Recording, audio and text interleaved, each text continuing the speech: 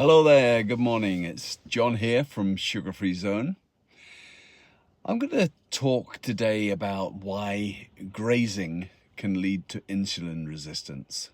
So I'm sure you know grazing is just eating between meals, basically. Let's have a little talk about that. So today I want to share something that really made me sit up when I heard it explained clearly. So the idea that grazing, so eating little and often throughout the day, can actually contribute to insulin resistance.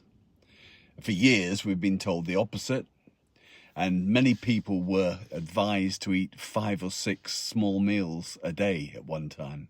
Breakfast, snack, lunch, another snack, dinner, maybe something late in the evening.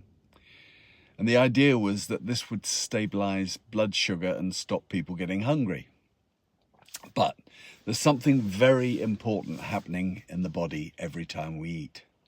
When we eat, especially sugar or refined carbohydrates, the body releases a hormone called insulin. Insulin's job is to move glucose out of the bloodstream and into our cells so it can be used for energy or stored for later. In other words, insulin is the body's storage signal. But here's the important part. When insulin is elevated, the body is not in burning mode. It's in storage mode. So if we eat breakfast, insulin rises. If we snack mid-morning, insulin rises again. Lunch comes along, insulin rises again. Another snack in the afternoon, another insulin response. Dinner, more insulin, and perhaps something in the evening as well. What that means is insulin never really gets a chance to fall back down to baseline. So the body spends the entire day in a state of elevated insulin signaling. And over time, the cells begin to respond less effectively to insulin. And that reduced sensitivity is what we call insulin resistance. And the very pattern that people believed would stabilize the body can actually keep the body in a constant state of storage signaling.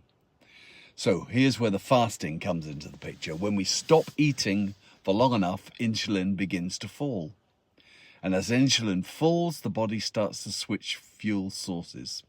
And instead of relying on incoming food, it begins to draw on stored energy. Fat metabolism begins to increase. And the body moves from feeding mode into what some researchers describe as repair and maintenance mode, or repair and renewal. And this is one of the reasons that periods without food, not just eating less, can be important for metabolic health, because they give the body a chance to experience low insulin for long enough to remove some of these processes. Now, I'm not a doctor and I'm not presenting this as medical advice, but what really struck me when I heard this explained by cardiologist Dr. Pradeep Jamnath was how clearly it describes something many people are experiencing. Constant eating can keep the body in a constant insulin state. And sometimes the most helpful thing we can do is give the body time without food. Time for digestion to stop, time for insulin to fall, time for the body to switch back into its natural rhythms. And that's something that I explore quite a lot through the Sugar Free Zone approach, which looks at reducing processed sugar and creating structured windows where the body isn't constantly digesting. Because sometimes the body doesn't need more input, it simply needs space to rebalance itself. So thanks for listening, and I'll see you next time.